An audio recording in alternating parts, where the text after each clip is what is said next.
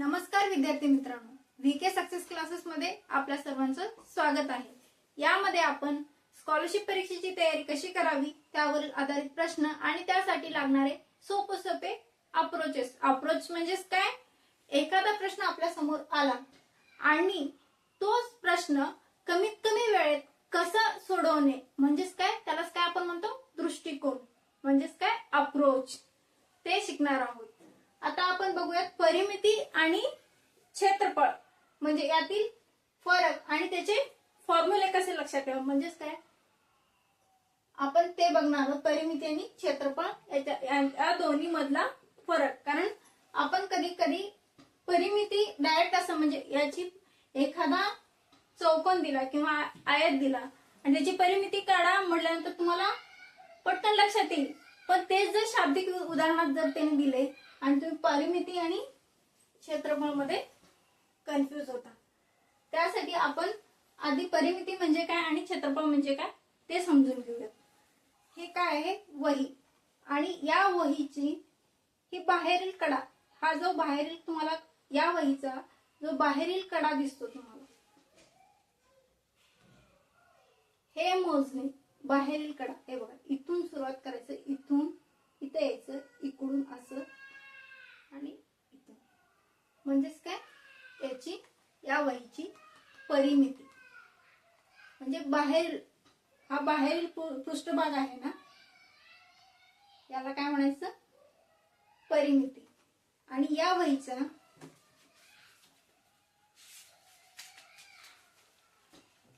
या वहीत बघितलं तुम्ही तर हे पान आहे, या पान मध्ये ना तर याच्यामध्ये या वहीच्या पानांनी किती चौरसनी हे व्यापलेलं आहे हे शोधणं किंवा हे समजून घेणं की किती म्हणजे याच्यामध्ये या वहीने किंवा या पानांनी या पानामध्ये किती चौरस आहेत, किती चौरस आहेत हे मोजणं म्हणजेच काय क्षेत्रफळ काढणं। आता जर तुम्हाला एखाद्या घराचं जर उदाहरण घ्यायचं झालं तर तुमच्या घरातली एखादी खोली आणि त्या खोलीमध्ये तुम्हाला फरशा बसवायचे, बरोबर। तर प्रत्येक म्हणजे आता कुठलीही खोली असू दे, एक तर त्यामध्ये आयताकृती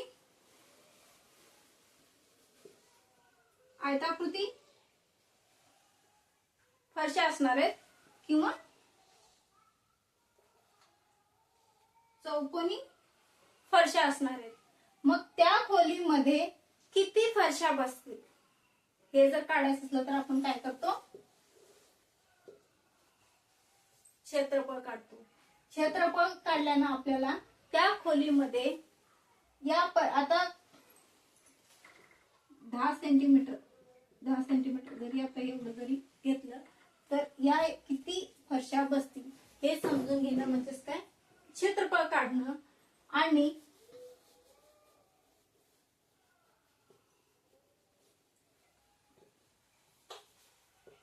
आयताकृती फरशा असू दे किंवा चौकोनी, त्या खोलीमध्ये किती फरशा बसतील हे काढणं म्हणजेच काय क्षेत्रफळ म्हणजेच का आतली बाजू। क्षेत्रफळ म्हणजेच काय ही आतली बाजू, आणि परिमिती म्हणजे काय ही बाहेरची बाजू। आता तुम्हाला प्रश्न कसा येतो याच्यावरती परिमितीवरती, एका शेतकऱ्याला त्याच्या बागेला किंवा त्याच्या शेताला कुंपण लावायचं आहे,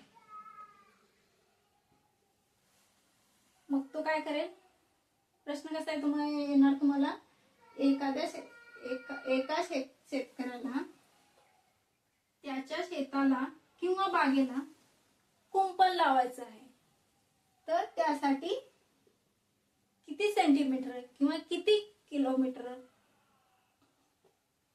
हे कुंपण लागेल। तर हे जर काढायचं असेल तर आपण काय करतो, कुंपण म्हणजेच बाहेरची बाजू, म्हणजेच आपण काय करतो परिमिती।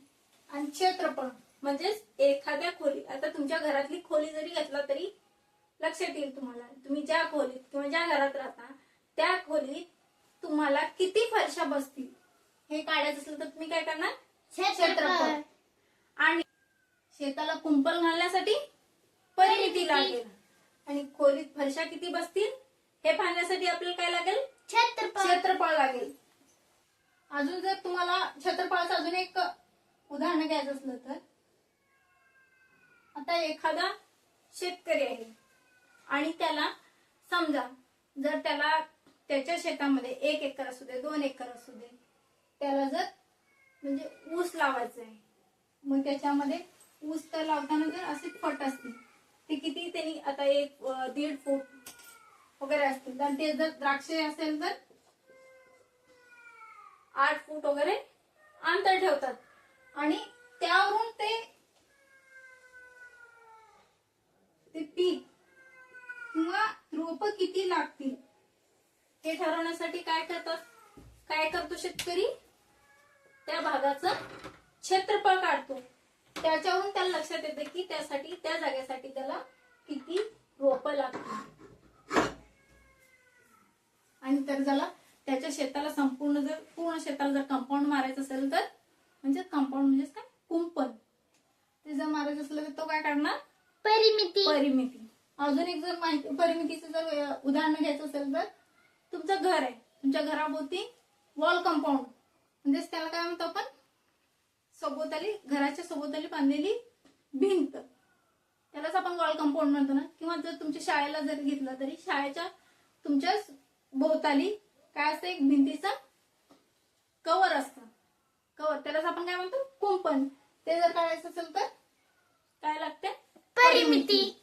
आणि तुम्ही शाळेच्या खोलीमध्ये जे किती फरशा बसणार आहेत हे जर काढायचं असलं तर क्षेत्रफळ. हे खूप खूप महत्वाचं आहे. जर या गोष्टी जर तुम्हाला लक्षात आल्या, क्षेत्रफळ म्हणजे काय आणि परिमिती म्हणजे काय हे जर तुम्हाला लक्षात आलं तर तुम्हाला परीक्षेत कन्फ्युजन होणार नाही. ते तुम्हाला आयर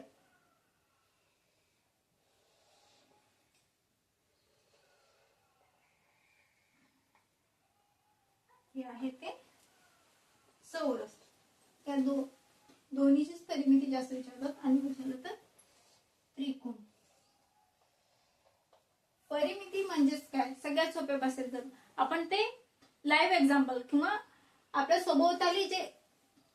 सभोवताली असणारे जे काही आपले उदाहरण आहेत ना, त्यावरून आपण परिमिती आणि क्षेत्रफळ लक्षात घेतलं.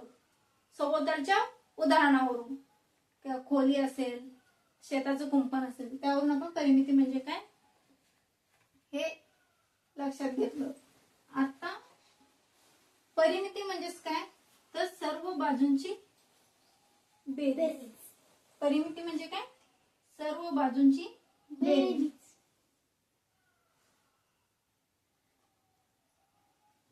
आयताची परिमिती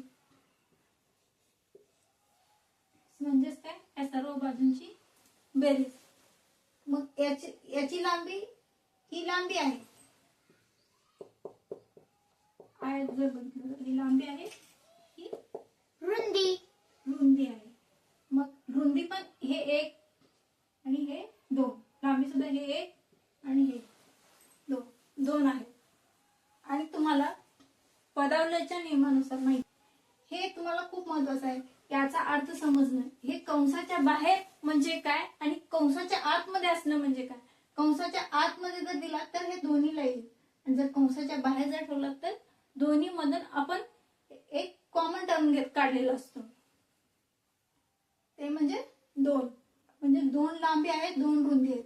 हे आपण कसं लिहितो, कंसाच्या बाहेर 2, कंसामध्ये लांबी अधिक रुंदी म्हणजेच काय, आयताची परिमिती. आयताची परिमिती काय येईल, 2, कंसाच्या बाहेर 2, लांबी अधिक रुंदी.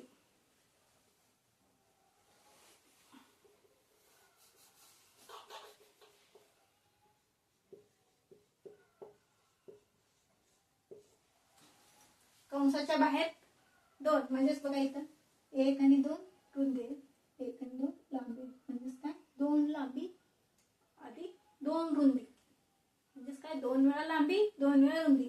परिमिती म्हणजे काय? चारी बाजूंची बेरीज, म्हणून 2 लांबी अधिक रुंदी. आणि आयताचं क्षेत्रफळ ही झाली परिमिती. हे आयताची क्षेत्रफळ. आयताचे क्षेत्रफळ काय येईल? लांबी गुणिले रुंदी. आयताचे क्षेत्रफळ काय आहे? लांबी गुणिले रुंदी. आणि परिमिती काढायची असलं तर 2 कंसाच्या बाहेर लांबी अधिक रुंदी यांची बेरीज. क्षेत्रफळ लांबी गुणिले रुंदी. ही लांबी आणि ही रुंदी म्हणजेच काय? आयताचं क्षेत्रफळ. आता आधार गुणिले बाजू. किती का असेना ते, किती सेंटीमीटर का देईन.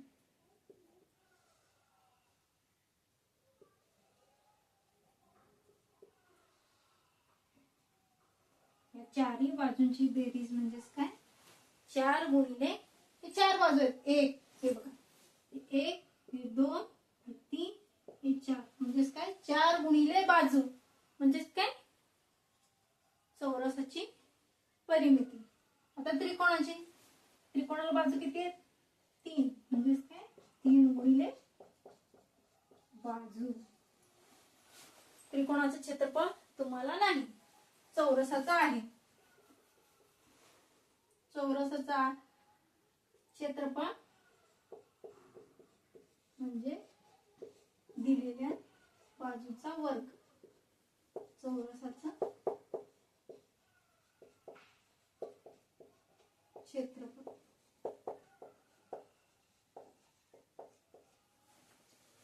बाजूचा वर्ग. बाजूचा वर्ग म्हणजे काय? बाजू गुणिले बाजू म्हणजेच काय? आपण कसं लिहितो? बाजूचा वर्ग. चौरसाचे क्षेत्रफळ बाजू गुणिले बाजू. आणि चौरसाची परिमिती म्हणजे चौरसाला 4 बाजू असतात म्हणून 4 गुणिले बाजू. आणि क्षेत्रफळ काढायचं असलं तर बाजूचा वर्ग किंवा बाजू गुणिले बाजू. त्रिकोणाचे क्षेत्रफळ तुम्हाला नाही. तर समजा जर अशी एखादी आकृती तुम्हाला दिली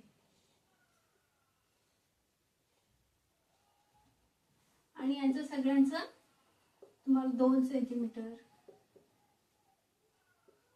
3 सेंटीमीटर, हे 2 सेंटीमीटर, हे 4 सेंटीमीटर असं दिले आणि परिमिती जर विचारले तर काय करायचं? सरळ या सर्व बाजूंची बेरीज करायचं.